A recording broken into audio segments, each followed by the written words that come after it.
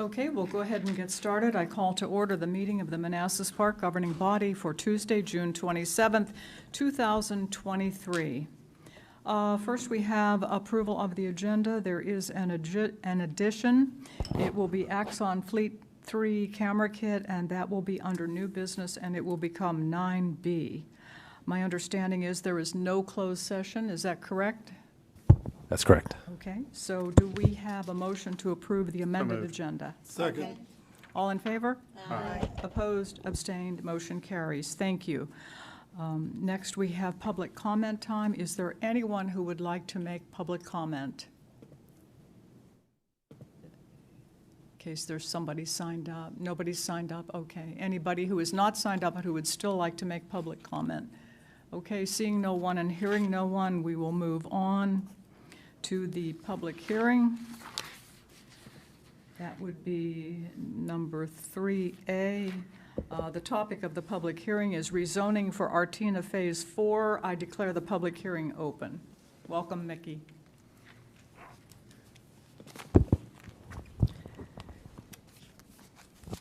Thank you, and good evening, Mayor and council members. Let me see if I can get this running.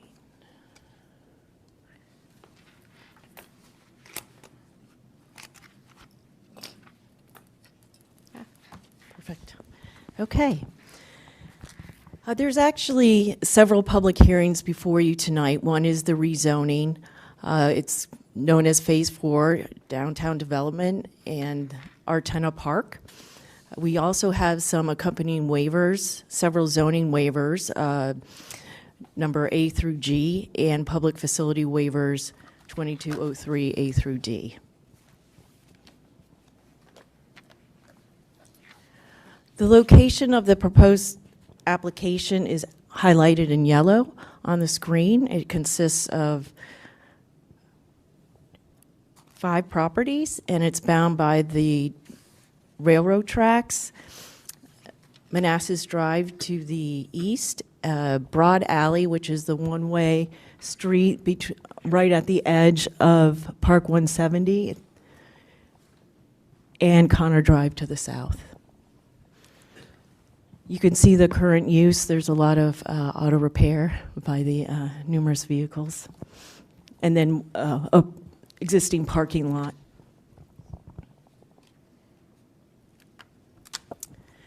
This is the current zoning. So the ones that were identified with all the cars and auto repair, they're currently zoned I-1, which is industrial district. And then the parking lot in the rear is zoned PF, public facilities.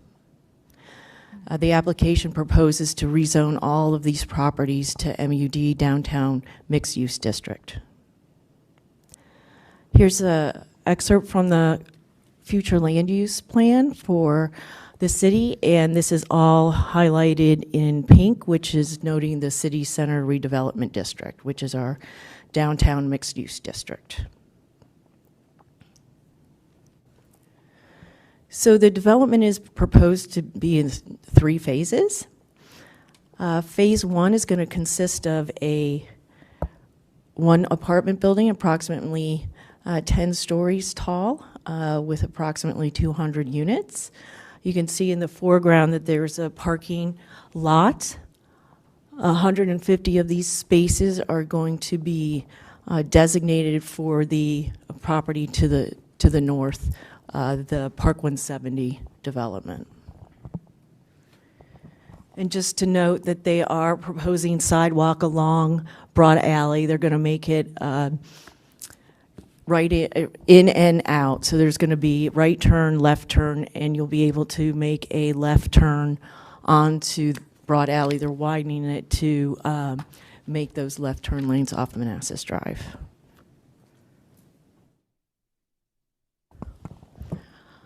Of note is the applicant is proffering and showing on the generalized development plan the city streetscape along Manassas Drive with the sidewalk, street trees, street lights, and parallel parking along Manassas Drive.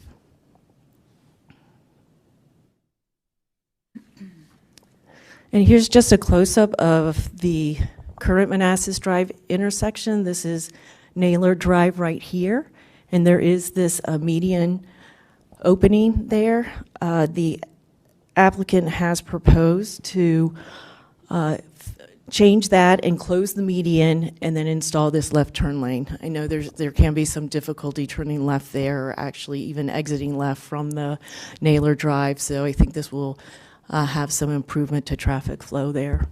Yeah, just to clarify, Naylor Drive will only be right in, right out. Correct. After this is done. Correct.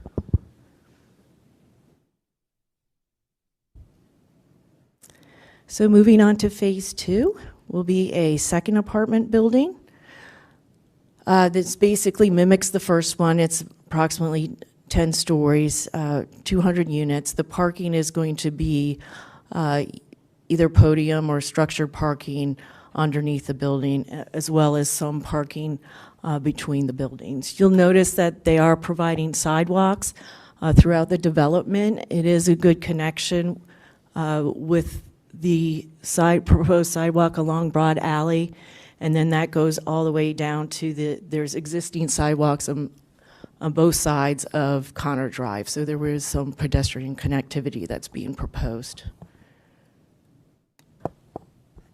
And also, as part of phase 2, they are proposing to take that 150 parking space area and build a garage for those spaces.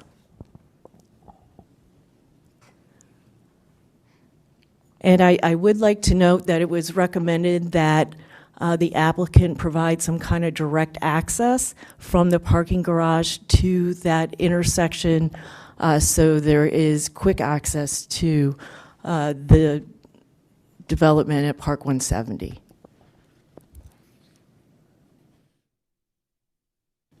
Moving on to phase 3. The only thing that is really changing is this is a proposed commercial building in phase 3, 100,000 square feet, and an associated parking garage with that.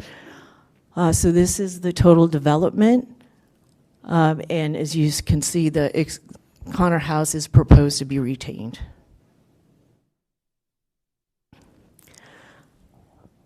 The applicant has proffered these elevations. So I'm just going to go quickly through them. This is kind of their proposed design for these apartment buildings. And this is the one specifically with the Connor House.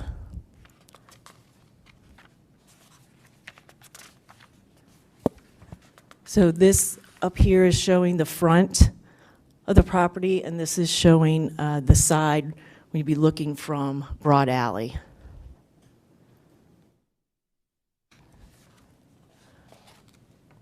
And again, another side view, you can see the Connor House, so this would be from existing Connor Drive. And this would be the rear of the property. And for location purposes, here's the Connor House. Another rendering showing potential design of the property.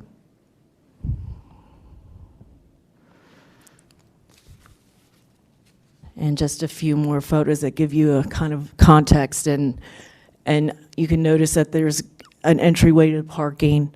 There might be some landscaping above that in the middle of that podium parking to provide some landscaping.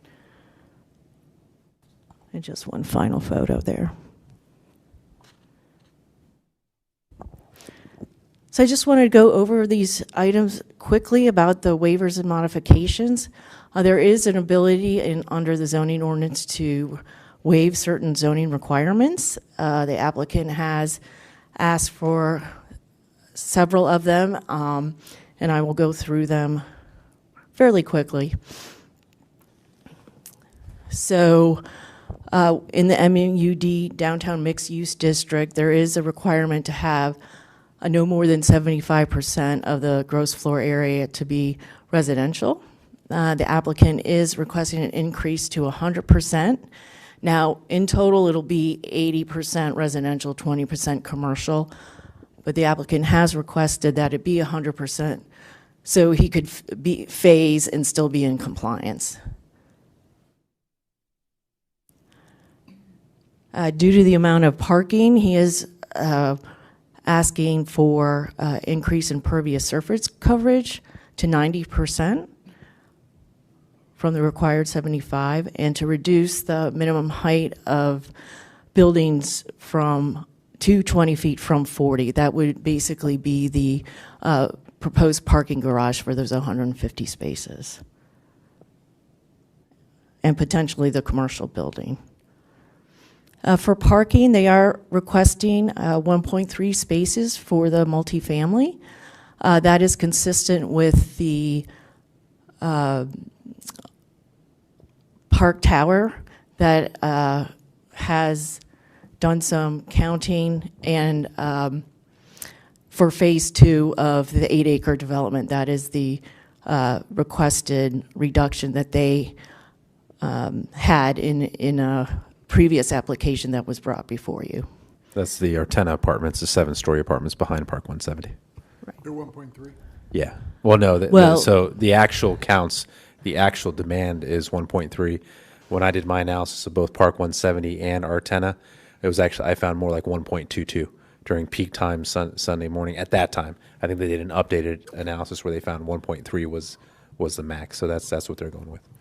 Right, and they did provide a parking study that demonstrated those numbers. So we're eliminating the 1 space per 10 units?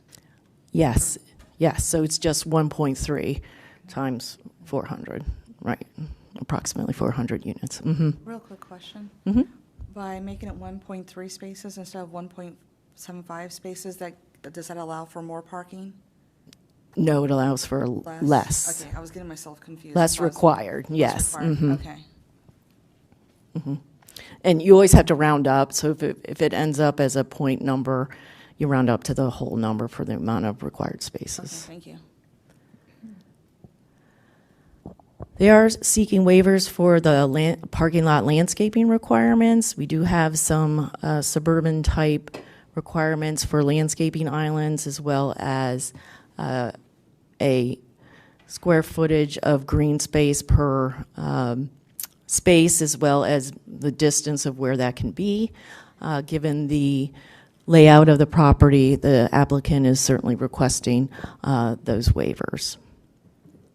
And finally, the screening requirement. There is a requirement to put a fencing and vegetative screening between incompatible uses. There is one directly across the street, one of those industrial properties, and the screening is supposed to be, be opaque as well as the fence. So they are doing what is shown on the generalized development plan, which is just showing some tree planting there. So the public facility manuals waivers is really related to the private streets. And they're requesting a modification of the street width to 24 feet. And they are requesting there's a 700 vehicle per day limit on private streets in our PFM. They're requesting that be waived or exceeded. And there is also another requirement that sidewalks be on both sides of the street. As you saw on the plan, not all the sidewalks are on both sides, so that is the request for the waiver. And then allowing residential frontage on a private street. I would note that these were the same as done in 8-acre Phase 2, which is the property that would front on Euclid. It's not under construction, but you did have some waivers before you a few months ago. And of course, we need to analyze whether this application is consistent with a comprehensive plan. There are several aspects of the application that meet those requirements. First of all, they are consolidating parcels for an integrated development. There's certainly a mix of residential and commercial uses. And it's trying to also contribute and create a modern town center, especially with being the City Hall and Park Central right across the street, and to provide some adequate parking, at least for the additional 150 spaces for Park 170.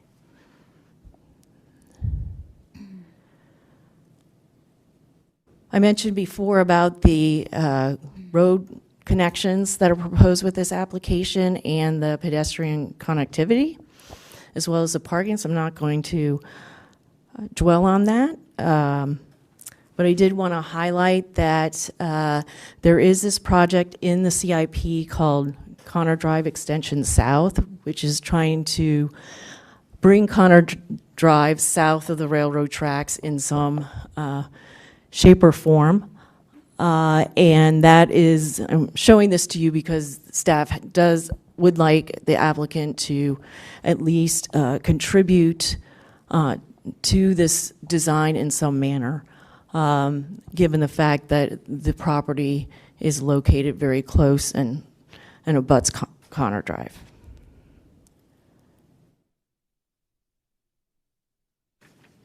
The application does also is consistent with the various aspects of the MUD district, which discusses land use, community design, open space, as well as transportation.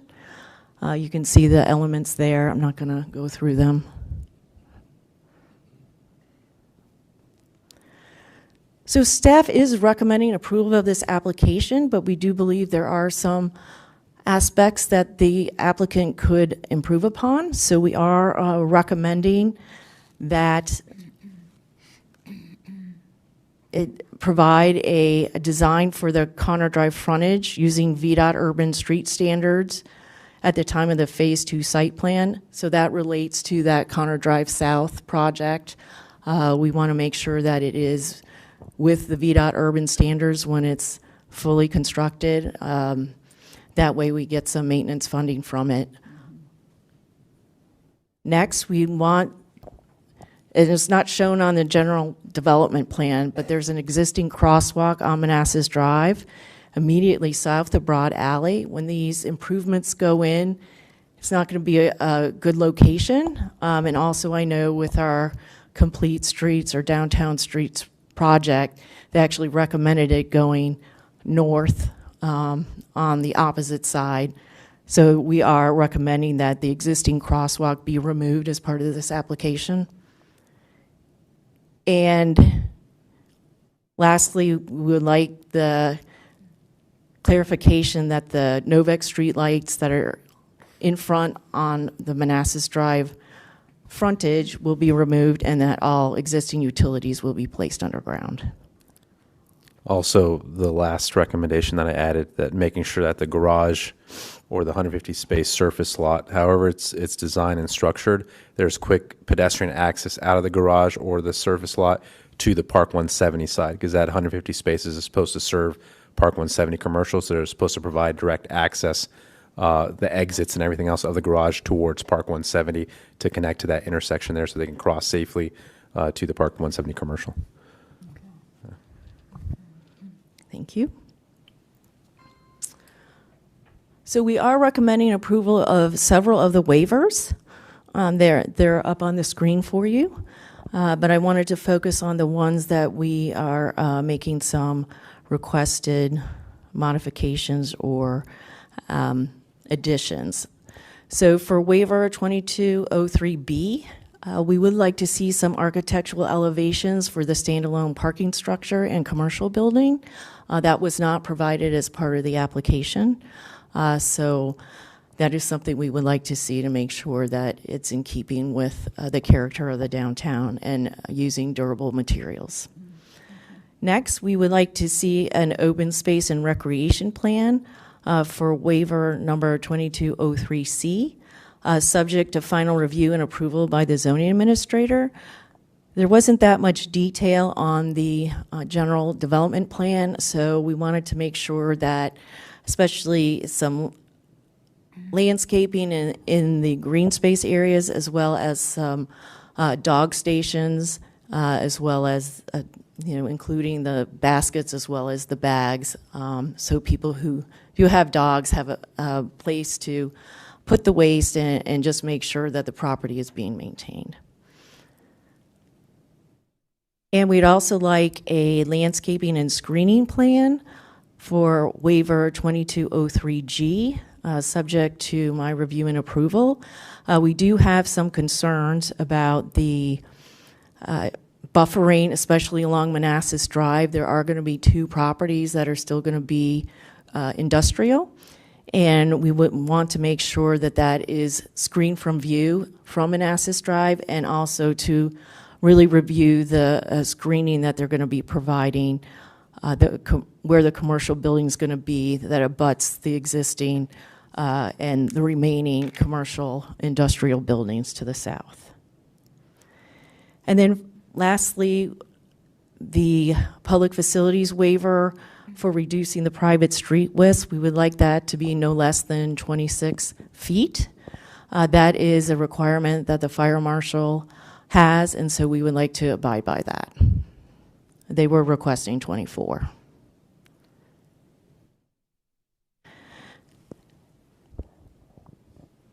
And that is it. That is my presentation. There is more detail in the staff report. I'd be happy to answer any questions, and I'm leaving up the final GDP for Phase 3 up if you have any Okay, questions. Thank you, Mickey. That was a very good presentation. I think this is going to be a beautiful addition to the downtown. It's going to be just lovely. I do have a question. I usually articulate my concerns about parking because there are parking problems in the city. And we would be going from 740 spaces down to 520. Was there any consideration given to keeping the 1 space per 10 units? That would at least add 40. I'd have to defer to the applicant on that. I don't know if maybe the garages could accommodate that, but again, I'll let the applicant speak to that, because we don't know how many parking spaces are going to be provided because the buildings haven't been designed yet, but I'll let the applicant talk to you about that. Okay, and I want to confirm that the 150 spaces referenced in the documents is not a part of the 520. That is correct. Okay, thank you. Councilmember Carrera, do you have a question? I do have a question. On the utility undergrounding, to get clarification, where are the poles located around the perimeter that are still above ground? I don't know if I have a good photo. Or if you can just off that map. Just off that map. Sure. We're talking about the Manassas Drive frontage. There is 1 or 2 poles here. I know there's some other utilities that might be popping up. I think there's some kind of, I don't know if it's a cable line or whatnot. I just want to make sure that will go underground. That is why we're asking for that specific change, to make sure that everything that is there will go underground. Underground to the tracks. The second question I have is, any percentage of the units going to be for senior housing or for market index? No, as far as I know, they're market rate. Okay, thank you. Comments or questions? Yes. Thanks, Vicki, for the presentation. Welcome. So no market rate units. Was there a particular reason why the city's not asking for a percentage? Yes. So you're talking about why we're not asking for affordable? Yes. Yeah, so this was agreed upon back in 2020. It was a part of a purchase and sale agreement where the city had negotiated specific cash payments as well. So there was no demand at that time for affordable housing. So the pricing of what the city was going to get was based off this current plan. So if we're modifying it, then the applicant's going to have the ability to say, well, then you're going to have to decrease how much we're paying for you. And my math for the profits for the downtown was based also on getting this cash as well. So I don't recommend modifying the purchase So sale. the governing body voted to not provide affordable housing in this building? It wasn't a question at that time. So it wasn't that they affirmatively said, Did the governing body choose not to put affordable housing in this particular building? I don't recall whether it. It wasn't an option, so it wasn't like the government body said no. It's just we were negotiating the best value at that time. So it wasn't presented option A or B. It was just here was the price we could get for market rate housing. 400 units is what we negotiated at that time for them to be able to make the investment of buying all those industrial properties and being able to do the redevelopment and still get us the revenue that we needed. I've only been here for 3 years, but help me Yeah. understand, when you say "we," are you referring to the governing body and its approval process? I did not. Policy, or- Yeah, I didn't present that as an option to the governing body. Okay. Yeah. So That's unfortunate. perhaps I should have, but again, my goal at that time, none of this was approved. Phase 3, phase 4, we were in the infancy. We didn't really have a lot of wiggle room here. They had to take the risk for acquiring this expensive industrial area, as did Norton Scott with phase 3. These were expensive industrial areas, and I was trying to encourage them to proceed with this investment. And so that wasn't even a discussion at that point, because it was just trying to get the downtown off the ground. So it wasn't a discussion point at that time. Once we got these two approved, then that became for further developments. That became an ongoing request that we had. But to get the downtown kick-started, it just wasn't an option at that time. As I recall, we wanted the most bang for our buck. The city was more in need at that time than we are right now. And just for background too, they are the only developers who were able to acquire this. I was trying for years to work with someone to go in and acquire these industrial lots. They were the only ones to do this. This is not an easy project. Neither was the Norton Scott Phase 3 to acquire the base tract where the garage was going. So just some history for everyone. These were complicated deals. Norton Scott was the only one who was able to acquire these industrial lots here, and Oxoili was the only one who was able to acquire those. So we didn't really have a lot of leverage. It was really about just being able to move these projects forward.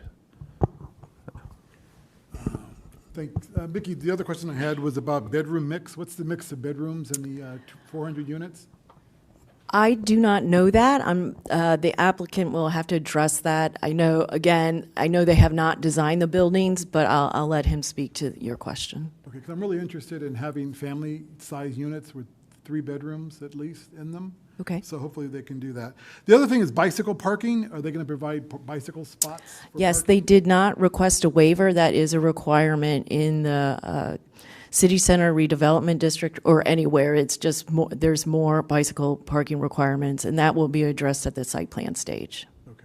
And I saw that the waiver, we're not letting them get off as far as the green space, because I'm really disappointed in the design. I don't see very much green space being utilized, a little parklet or something for kids to use and utilize. But that's a requirement that we're asking them to come back and bring forth a plan for some kind of recreational green space other than a pool. I mean, a pool is very limited, seasonal. I just hope that they provide something where kids can recreate and have green space. We don't have a specific requirement that says they need to put some type of tot lot or whatnot. So what kind of things can they do? I mean, more than just doggy bags, I'm sure. Well, we are deferring to the applicant, and we'll try to see. They do have limited green space, and we are concerned about the amount of landscaping and what they're putting in. Maybe the applicant can address that and see. I know some of these areas are kind of tight, so I don't know. And again, that's something that can be further developed during the site plan stage. I would hope so. That'd be disappointing. We put 400 residents and no recreational facility or parklet where kids can go and swing on a swing or ride on a seesaw. Okay, it looks good. I know we need the 400 units. I look forward to hearing from the applicant. Great. Thank you. Councilmember Javed? Hey, thank you. Good evening. The green areas, those are landscaping? Yes. Okay. So do we have two, what is the one structure, the 10-story or the 10-unit structure? These apartment buildings will be the 10-story structures. Okay. And then that's the parking up top? Well, according to the elevations, those renderings that you saw, the parking was basically underneath the building, either podium or maybe perhaps underground, combination of both. Or I don't know, well, I'm saying I take what- that what- back. It was probably not going to be underground, but it might be structured or podium parking. But I'll let, again, the applicant has emphasized they have not designed these buildings through our negotiations. So I know that just from what we've seen, it's going to be underneath the building, whether that's podium or underground parking. Okay. And then what kind of commercial are they recommending? Is it office space, retail, restaurant? What I are they think it's building going to up? be what the market dictates at the time. They are just saying it's a 100,000 square foot commercial building. So in the MUD district, there's a variety of commercial uses. We just kind of went over them last week. So any of those would be permitted to go into that building. And which building is the commercial one? This one. So it does have a bit of frontage along Manassas Drive, and this is where they're showing it to be. And just as a reminder, the commercial goal achieved through this development was the 150 space parking structure to service Park 170. That was the purpose of this development overall, was to start fixing the Park 170 parking issues, because I was hired. They said, why is that empty? I said, well, number one, there's no parking. Let's start building parking for Park 170 commercial. That was the goal. They added the commercial as icing to the cake. That wasn't a requirement when we were negotiating with them. We said, look, we just need you to redevelop this space and get us some parking for Park 170. They were going to build a residential to finance that. And then they said, hey, we also want to build some additional commercial. And we said, great, that's wonderful. But that's why it was phase 3. Yeah. Whereas if you notice, in this Norton Scott development, we tied all of it, where it was happening. Phase 1A happened with City Hall and Building C, and then Phase 2, there's requirements in the comprehensive plan that they can't build certain amount of residential units until they have the commercial pieces. Here, we didn't do that, because the only thing we tied there was it went before you can build that first residential building, the 150 spaces have to be done for Park 170, because that was the commercial goal that we had for the development at that time. Right. I mean, the only reason I ask is because, we don't have a proven concept of commercial space yet in the city, right? And I caution adding more commercial frontage or square footage in the city with still empty. Yeah, that's why they have it as phase 3. That when they get to that point, Office space, okay, yeah. that might be doable, but It's going to be retail, driven by the restaurant- market, like the zoning administrator said. They're not going to build speculatively. They're going to wait and see how this all turns out. Okay. If this is successful, then there'll be a market demand for additional commercial there. If it's not, I doubt they'll proceed with that development. That's why, again, this development doesn't need that. It can stand alone with just the 2 residential buildings. That's icing on the cake. That's there. If it's market driven, if the downtown, this part is successful and there's additional demand, now we have some additional space to play with for additional commercial. Fair enough. So that's like an optional, plan. Because then the And other just to clarify, office is considered commercial, so that is, Right. yeah, so yeah, I wouldn't just. so- mind office use, Okay, right? But I'm right. just saying for retail and restaurants, it's hard in our city.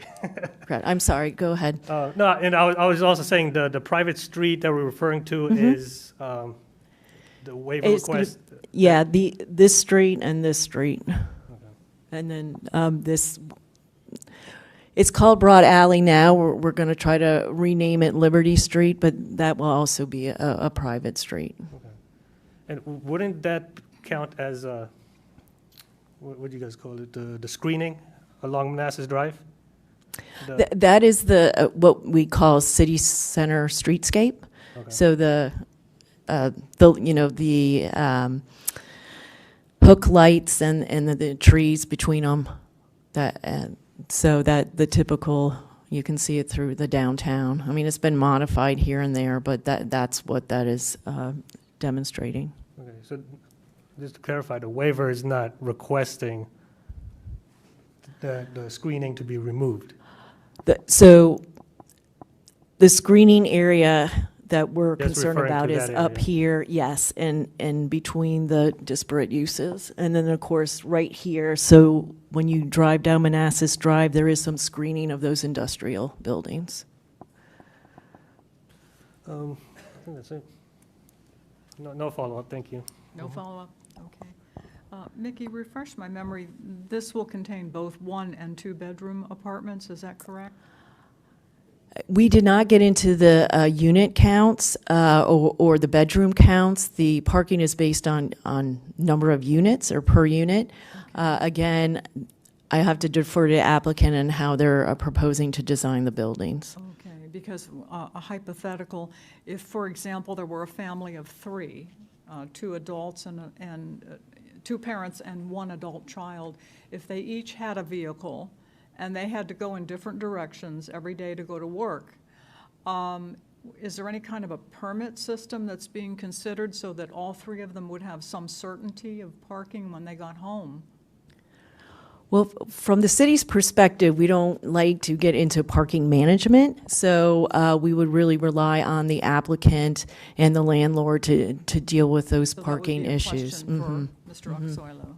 Okay. Correct. And reminder, they already own a property, our tenant here, so they know kind of what the parking dynamics already are for it. So they're the right people to ask that question. And then I did my independent analysis as well with both Park 170 and our tenant to see what the parking situation was like. Okay, and I know that we don't get into that, but I know.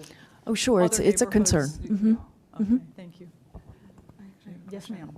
This is a very odd question. I know that the fire truck or the fire vehicles need 26 feet. Do we know how much feet the school buses need? I don't, but I believe the 26 feet certainly covers that because it covers the widest fire apparatus. So I'm pretty sure that would be included. The bus width would be included in that. Because I was just wondering if when we do have children of school age and they're going to school, I imagine the buses would need to go in there and do some sort of loopy-loo. I mean, I'm happy to confirm if that's the case. If you Chief. could, please, I'd be most appreciative. Or Chief Soper, that's the 26 feet for the ladder truck, right? Yeah, the ladder truck's much bigger than a school bus, so, yeah. Okay. Follow-up question? Okay, any other comments or questions? Okay. Does Mr. Oxoilo want to address us now, or do you want to wait until after public comment? What would you like to do, Mr. Oxoilo? Carlos Montenegro, you might recall. I'm sorry. I'm Carlos Montenegro. Carlos, if you want to come up to the mic. Oh, I'm Yeah. sorry. He's not. Yeah. Yeah. We've met before. I'm Carlos Montenegro. I'm the attorney for the applicant. I see, I understand. Mr. Oxoilo is in Portugal right now. Okay, okay. And if you could speak directly into the microphone, it would be so much. I will do my best. Okay, thank you. Did you want to address the questions now, or? I can preempt some of these questions perhaps, if you don't mind. He does have a presentation to provide the governing body, and that may answer some of the questions. Okay, thank you. I didn't realize it. Okay, Yeah, I've been taking notes, so okay, okay, super, thank you. Okay, you may come here or there. I think it's easiest to come here. okay, okay. You want to show them how to flip slides, Mickey? Just make sure this is You got this. a resume slideshow. Here we go. Why this isn't working.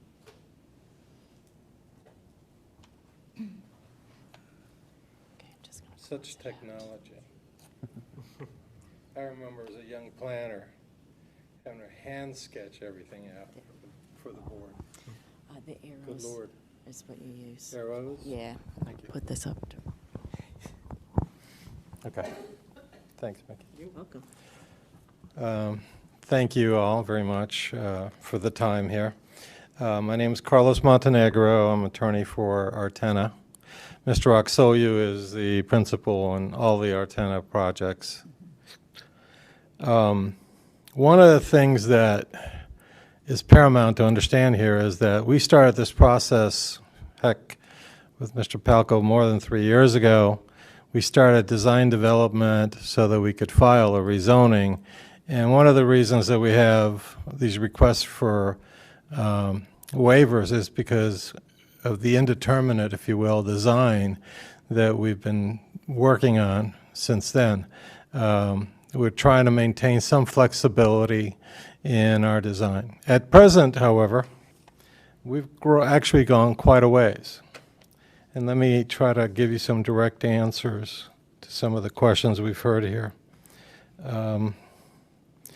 we're talking about 550,000 gross square feet of development, of which 400,000 would be residential. The phasing of the buildings has been up in the air, but now we're pretty much narrowed down to the middle building. That middle building is now, because we're trying to accommodate structured parking in it, it's grown a bit in terms of height and density. The predominant unit types are one with den and twos. That our experience at the tower next door is that that's where the market falls. A few 3-bedrooms will be provided, and all of this will be market-driven, market-priced, but because of its location downtown, it'll probably be moderate to some extent in terms of the type of housing we're going to have and the pricing. The parking ratio, and I know I'm jumping a little bit here, but the parking ratio is derived from studies we've done. We've commissioned with Grove, Slade, and Associates. At our Park Tower project, we are actually at 1.12 on most weekdays, up to 1.28. So we rounded to 1.3 and said, okay, let's let all this go at 1.3, and we're designing it that way. That means still quite a bit of structure parking under the buildings. And that's the direction we're going in, is to put structure parking under the buildings. Some of the structure parking is 2 or 3 stories. Right now it's moving around in terms of design, but it's 2 or 3 stories of structure parking under the buildings. And then not podium per se. But, let's go to the pictures. Okay. As you can see, we did assemble quite a bit of land from third parties, and that assemblage allows us to put the 150 parking spaces right on Manassas Drive at the northern corner of the property. At present, the initial phase, they're going to all be surface. And we're going to build a large surface parking lot to complement our first phase, as well as structure parking under the first phase.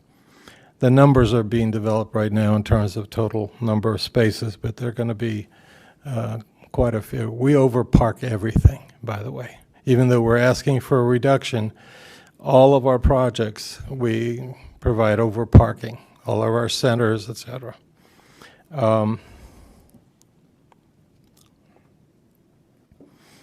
The commercial option will require, because of parking again, will require structure.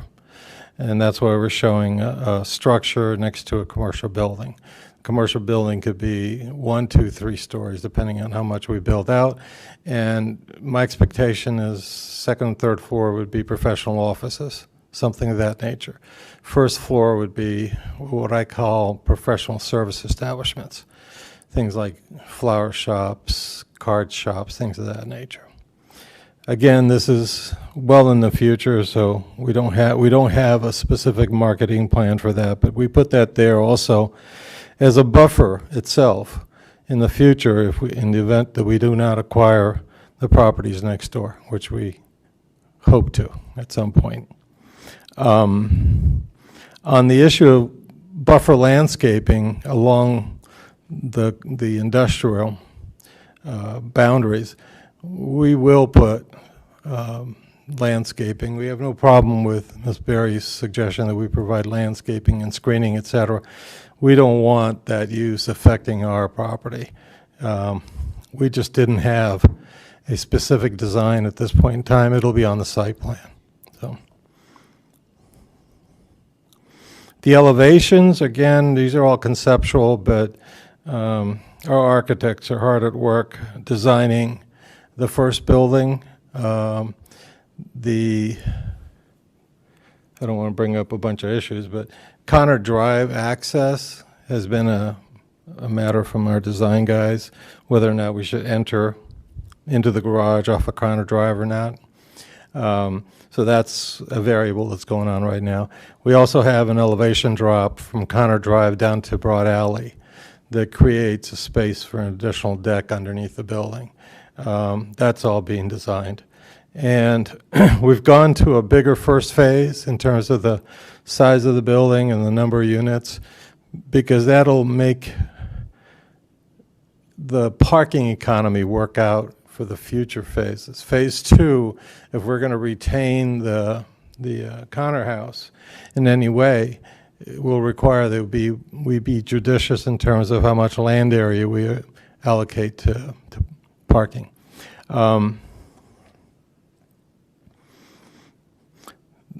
These, like I said, these buildings are actually under design right now. And we had to design the buildings so that we can set the footprint, so that we can have a valid site plan to file. And we're hoping to be able to file that site plan in the coming 3, 4, 5 weeks. So by the time you all act on this matter, we will be probably teed up to file our site plan and get things going. We're not fighting the matter of the 26-foot travel lanes. I just want to note that VDOT Category 2 roadways are 24, and they're sufficient for most of these functions.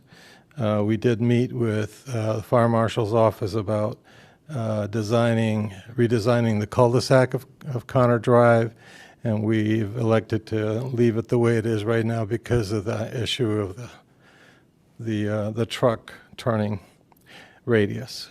Okay. Yes, we're going to put all the utilities underground.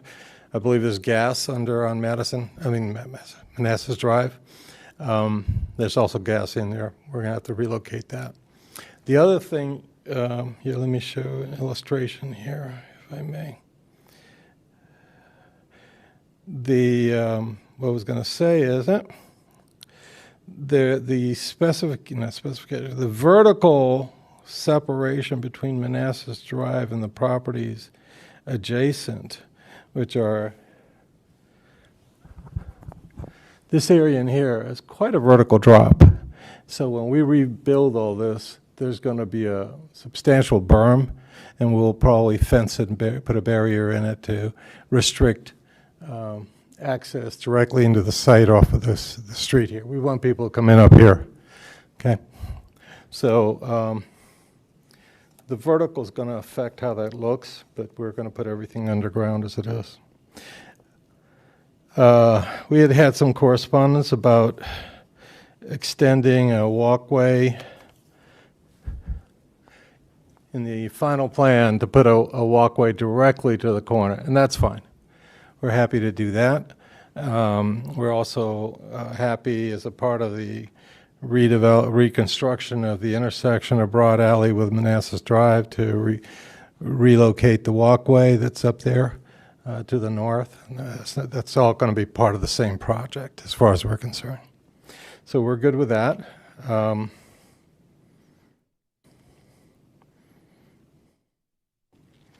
Otherwise, I'm going to ask for your approval for this project. We look forward to get going.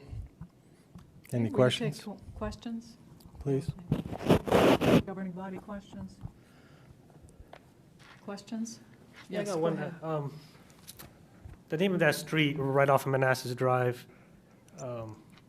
This one? Right, yeah, that Yeah. one. It's currently Broad Alley, and it's going to be Liberty Street, right? Is that private or city-owned then? It's all private. So you will be maintaining or the people next door? The good people next door are going to maintain their half. We're going to widen it Okay. on our side of the boundary line, and we're going to, instead of being one way, it's going to be 2 ways with a turn lane. So like snow removal and all that? Yeah, there's going to be, You do yeah. your half, you do your half. Yeah, I mean,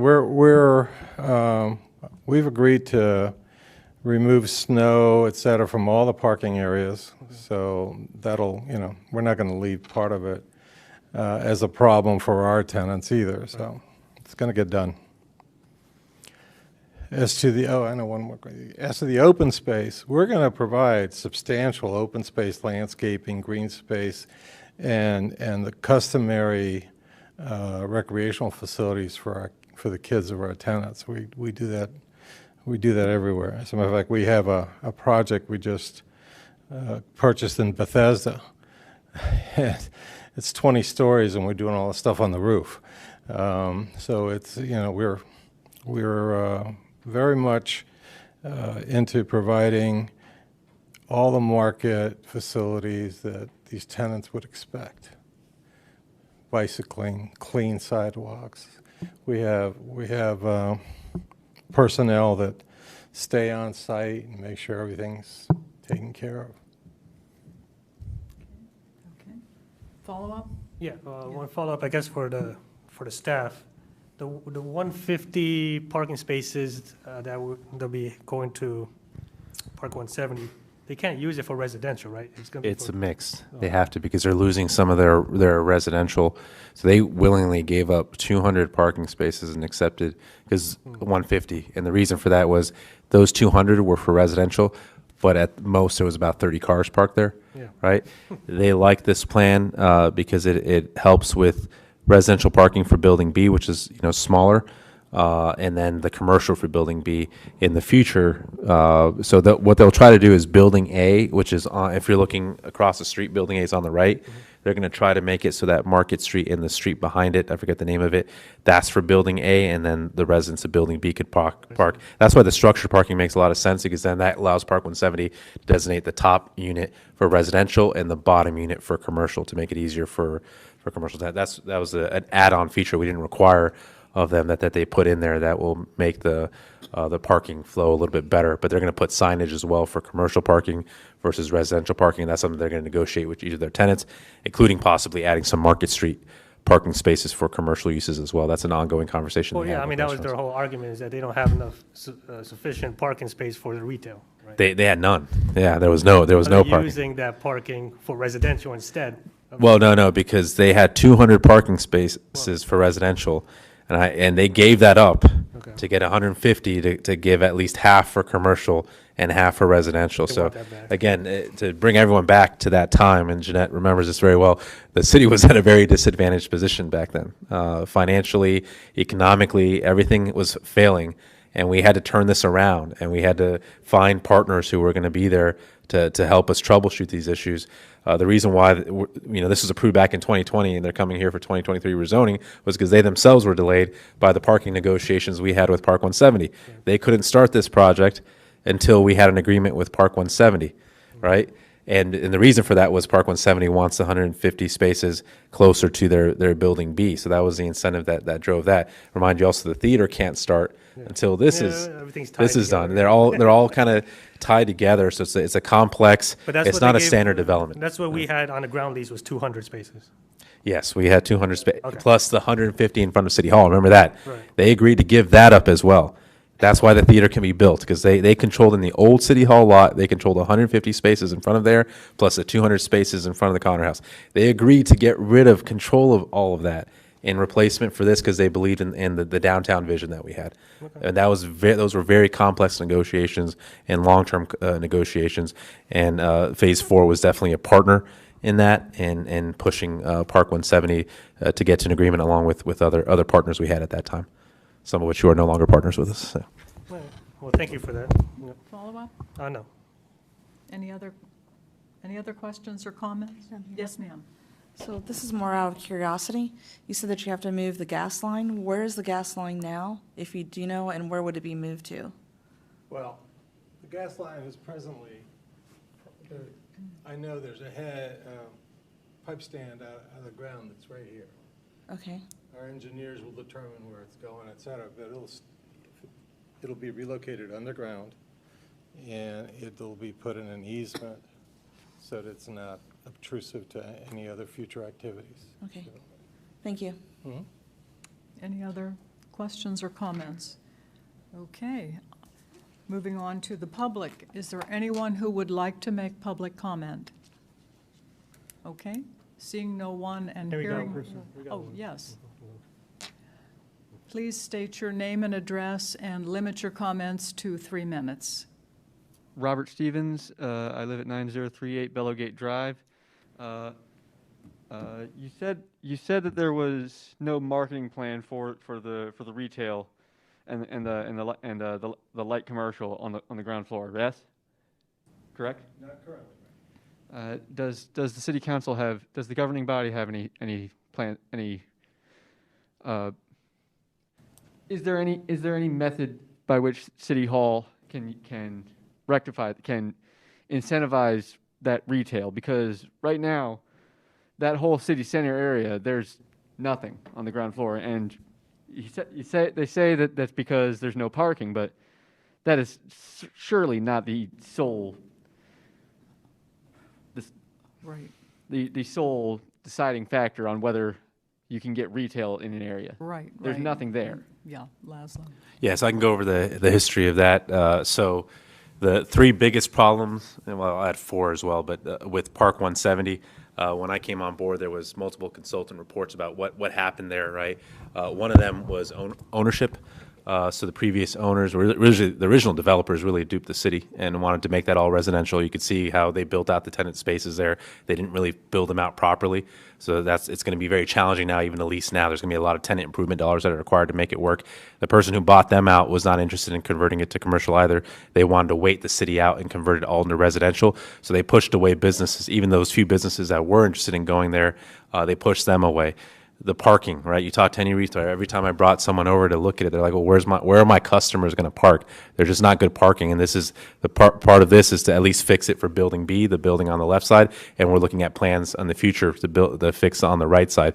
The third was the lack of a commercial anchor, right? You don't build that much commercial space and not have a plan to bring a business that brings other restaurants or other businesses with it. If you look at every modern town center in Northern Virginia, they're anchored by a movie theater. And that's our approach here across the street from this city hall, is to incentivize the entrance of a movie theater. The reason why I'm not pushing them so much, and the fourth, I'm sorry, was just the transportation issues, visibilities with trees, just blocking signage. That was another issue that was pointed out as well. We have an arborist now on staff, or on contracted, who's evaluating the trees. That's going to fix that issue. The reason why I'm not pushing them aggressively on the commercial piece is the same thing as what Councilman Javette said. We can't go beyond what the market bears. The pre-movie theater, the market analysis was that we could only support at the most about 100,000 square feet of commercial space in the downtown, between the theater, Building A here, so the ground level City Hall, Building C next door, and a Park 170. That maxes out that 100,000. Now, will the theater change those? Yes, especially the type of theater, right? So if it's the type of theater that we have an existing LOI with, B&B, they're estimated to bring in between 400,000 and 450,000 people per year, which is significantly more than another theater group we were discussing that was going to bring about 250 to 300,000. So that extra 100,000, 150,000 people coming here are going to change the market dynamics. And at that time, we'll proceed and do an updated leakage analysis of looking at retail demand minus retail supply and see what's available in terms of retail supply that we can then move forward, and we'll partner with Oxoilu to move them towards bringing in those types of retail establishments on the ground level. And then to their point, you can't really get retail on the second and third level, so it's going to have to be some kind of commercial office use or professional services. So we'll have to find different office tenants for that purpose. But it's a great question, because it's a long, tough history surrounding Park 170 and this entire downtown, and all the steps that were taken in the past, and how we've kind of had to work around that, right? We've had that development. Phase 2 behind it, again, was probably not the best what we would have done with the land had we had it now, but most of our land was gone by the time we came on board, except we had some pieces of land on this side to start with, and so we had to find developer partners who could go ahead successfully and acquire the industrial properties to join with us to redevelop per our vision. And so we were lucky to find Oxoilu, because other developers weren't able to go in and acquire these industrial lots across the city. And we were lucky to find Norton Scott, who had a relationship with some of the industrial owners over here. They were able to acquire those parcels, and that allowed this redevelopment here. So not just the 150 space parking, but by doing the development on this side, we're able to bring the garage closer to the downtown as well. Previously, the garage was going to go all the way back to where the last 2/2 units are being built back there, the new ones at Stanley Martin. They were going to be, it's not on this slide here, but if you look outside, when you walk outside, there's 2/2 condominiums being built by Stanley Martin. Those last units, that's where the garage was going to be, way too far to support any downtown commercial. Through this redevelopment, we were able to push that garage closer to the Four Corners area that our consultants recommended, which is where City Hall is, the movie theater, and then Building A and Building B end caps for Park 170. Those are the prime real estate for restaurants and retailers per the market analytics. So we wanted to bring the garage as close as possible to support that because, again, when you look at all other town centers in the region, they have a garage that's relatively close to the theater and the restaurant establishments as well. So that's the goal. It's a lot of work still. It takes every step being done to the best of our ability to get where we're going to go. But, it wasn't a pretty picture that we inherited, but we're moving forward and finding solutions where we can. So at least we're going to fix parking on one side of Park 170, and we'll look for ways to fix parking on the other side as well. Yeah. Thank you, Laszlo. Can I ask a question? Yes. Do you know how many cars are registered on your antenna now? Just to see how average of how many cars are going to be moving into the city? In terms of vehicle trips? No vehicles that are registered to the city in your apartment Right. complex? We have 110 units in there, and we have a 1.12 parking ratio. So my guess is we have like 125. Okay, Yeah. all right, thank you. Thank you. Yeah. And thank you for your question, sir. Thank you. Do you have a follow-up? Yes. Okay. Back to the parking. You said that the 1.3 parking requirement was based on current parking studies. Yes. Correct. So if this project goes through and is successful, won't it immediately exceed that parking demand or that parking supply? It's going to provide 1.3. It's going to provide 1.3, but the need for 1.3 was based on the current state of the city center area. And if the city center area is redeveloped, won't it require more parking in the first, inherently? It was under 1.3. The study showed that the parking requirement should be under 1.3. Mhm. We're going to provide parking as we develop. So it's always going to have more than enough parking. I think there's two parts to your question. So so the 1.3 is covering residential parking, and that's going to be a fixed component of the number of units that you have and the demographic ratio, the demographic profile that you have. So pre-COVID and during COVID, we've analyzed Park 170 and Artena to fix kind of the ratio, the variables for residential parking. So the 1.3 is kind of fixed, but you're absolutely right. If the town center comes in here and is successful, then the parking demand is going to spike for commercial uses, right? That's the 150 spaces. That may not end up being enough, right? Which is why we need to then, on the other side of Park 170, add more, and that's why the garage is so critical, because that provides kind of that over parking, if you will, for the commercial here. So we built a pretty good ratio for commercial, much better than before. The consultants have recommended about five spaces per 1,000 square foot of retail with the garage, right? That helps us get there for the downtown. But you're absolutely right. As the town center becomes more and more popular, the commercial demand is certainly going to skyrocket, and we're going to have to keep tabs on that and see, are we going to need more commercial parking? Because that ends up happening in some downtowns like Leesburg, right? They struggle with parking, and they never planned enough parking for successful commercial, and we don't have that problem right now, right? We have the opposite. We don't have no commercial. Once we have successful commercial, it'll be a good problem to have, but you're absolutely right. A future council maybe have to deal with, okay, now what do we do, right? We've done the kind of what the maximum we can do right now, and we'll have to think through that in 10 years if we're successful here. But you're absolutely right with the expansion of demand from a commercial standpoint. Yeah. Okay, thank you. Is there anyone else who would like to make public comment? Seeing no one and hearing no one, do we have a motion to close? So moved. Second. All in favor? Aye. Opposed? Abstained? Motion carries. Thank you, Mickey, and thank you very much, sir, for coming this evening. Thank you. Okay. Moving on to consent agenda. Consent agenda consists of approval of an ordinance incorporating Title 46.2 of the Code of Virginia as amended and reenacted, except those provisions and requirements for which the violation constitutes a felony and which by their very nature can have no application to or within the city, into Section 24-3 and incorporating Article 2, Section 18.1-266 and following of Chapter 7 of Title 18.2 of the Code of Virginia as amended and reenacted into Section 24-35 as presented. Moved. Second. All in favor? Aye. Opposed, abstained, motion carries.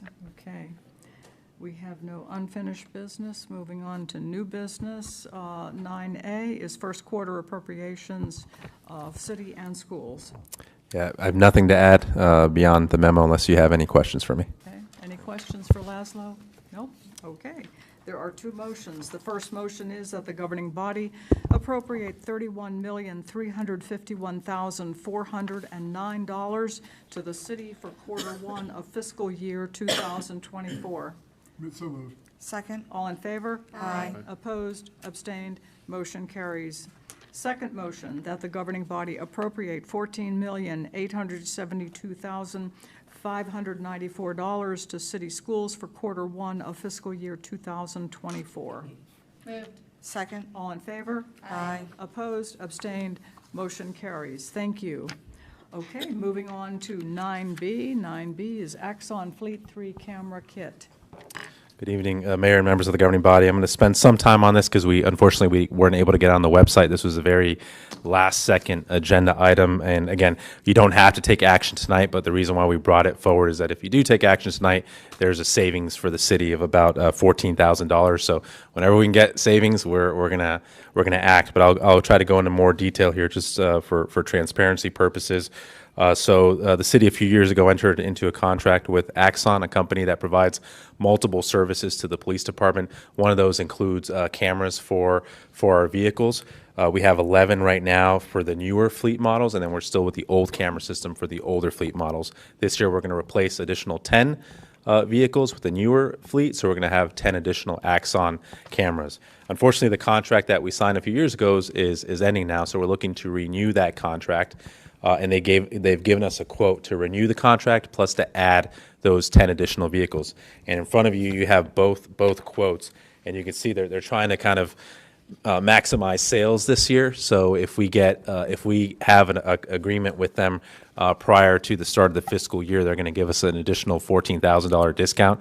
They already started it with a $79,000 discount incentive to try to bring the police to expand and continue. Very good reason to vote tonight. Yeah, absolutely. So that's why we were debating what to do. It's a necessity anyway, so. Absolutely. We knew we were gonna bring this back anyways. So, but we just found out today about that price because we told them we had to bring this to the governing body because the threshold for this is $250,000 for the contract, far exceeding my authority. We said we had to bring this to the governing body. Our next meeting is July 18th.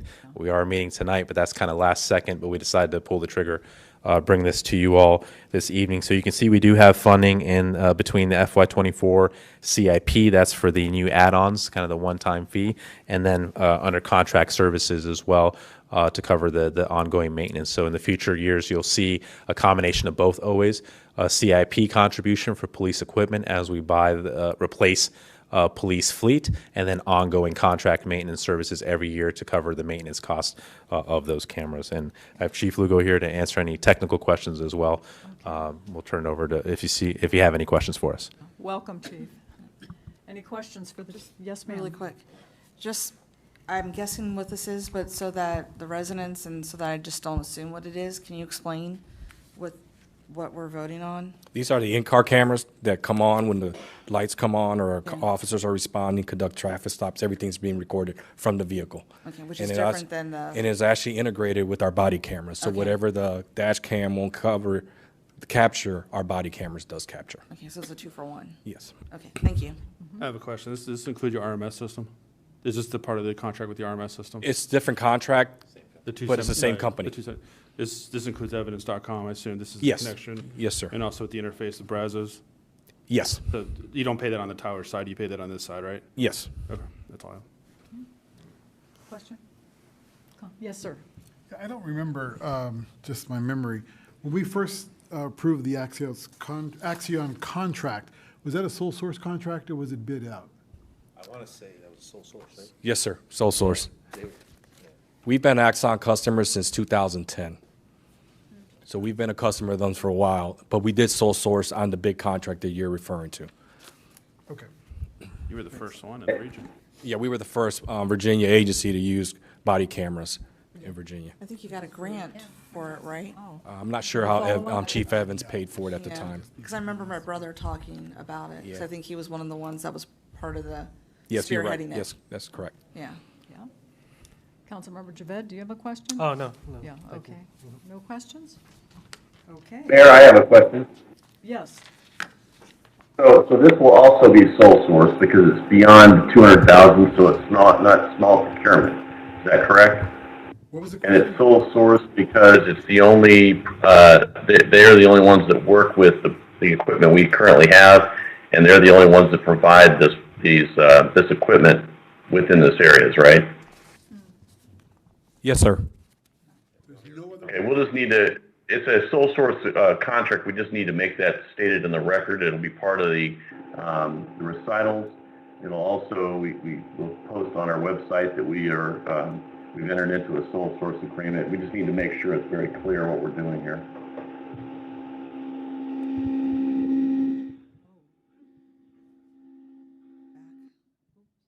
Okay, thank you, Dean. We had a little static there.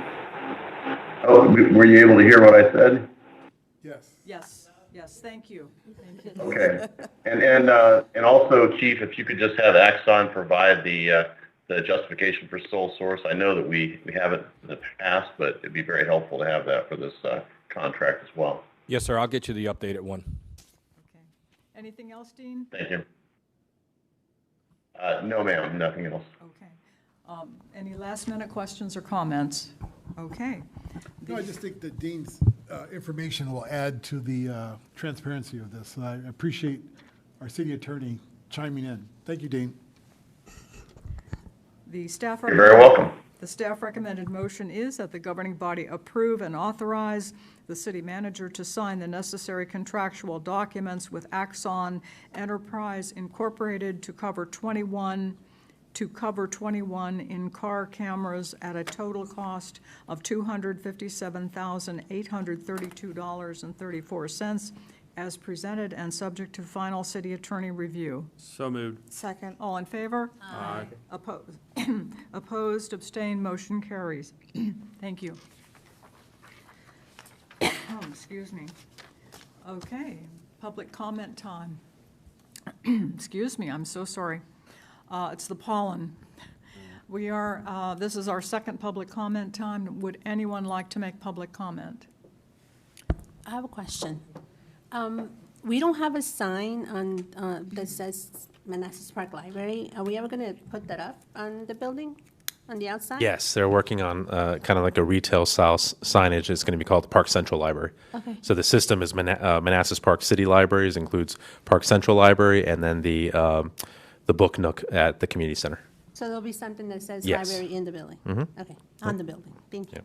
Anyone else? Yes, ma'am. So I'm sure you'll probably announce it during your time, but I want residents know, and I'm sure the staff here, everybody else here knows that Manassas Park got a $500 grant from Keep Virginia Beautiful for cigarette abatement, litter abatement. And that is the direct work of the Community Maintenance Working Group, but primarily the support from Yvette Monet, the staff member. So a big thank you to Yvette, and this might be a small little grant, but there's, we're going to keep working on getting some more. That's great. More to come. Okay. Any other comments? Yes, sir. Yeah, as we come to a close on Pride Month, I just want to thank our city for flying the progressive flag at all of our official flag poles. I know it's coming down on the 30th, but it's been great. I think we're one of the few cities in Northern Virginia to actually fly the progressive flag during Pride Month.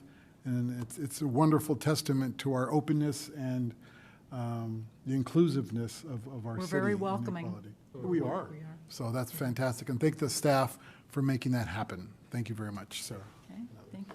Any other comments? Okay, seeing no one and hearing no one, we'll move on to city manager's report. Absolutely. Okay, so just kind of public service announcement. Air quality, unfortunately, is going to get bad again over the next couple of days. So the wildfires in Canada are still going on. It's now coming back down this area, so it's supposed to be orange over the next couple of days, which is okay for most people, but for those with any respiratory illnesses or other conditions, just be careful spending too much time outside over the next couple of days. So we'll keep monitoring that. Unfortunately, if it gets too bad, we'll have to reassess Saturday night as well with the fireworks if it gets to a level that's threatening to everyone who's participating. So just want to put that out there again, that unfortunately we're not done with the Canadian wildfire smoke issue.